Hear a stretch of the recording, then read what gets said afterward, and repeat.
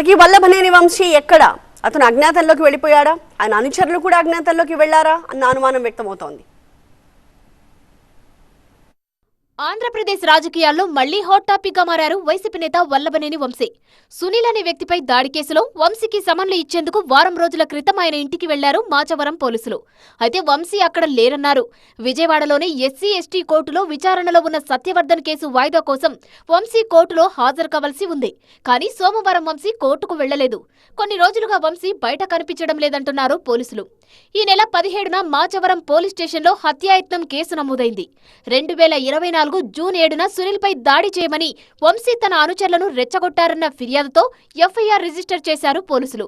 ఈ కేసులో వంశీని ప్రధాన నిందితుడిగా చేర్చారు. రామకృష్ణ, రవి, కొమ్మాకోట్లు, ఓలుపల్లి రంగా, కాట్రు శేషు, బాబు, ప్రభుకాంత్తో పాటు మరికొంతమందిని నిందితులుగా చేర్చారు. ఈ కేసులో ముందస్తు బెయిల్ కోసం వంశీ హైకోర్టును ఆశ్రయించారు. కానీ అక్కడ రిలీఫ్ దొరకలేదు. దీంతో వంశీ ఫోన్ స్విచ్ ఆఫ్ చేసి అజ్ఞాతంలోకి వెళ్లి ఉంటారని అనుమానం వ్యక్తం చేస్తున్నారు పోలీసులు. సునీల్పై దాడి కేసులో వంశీని మాచవరం పోలీసులు అరెస్టు చేస్తారన్న ప్రచారమూ జరుగుతుంది. అందుకే వంశీ అందుబాటులో లేకుండా పోయారన్న ఆరోపణలు వినిపిస్తున్నాయి.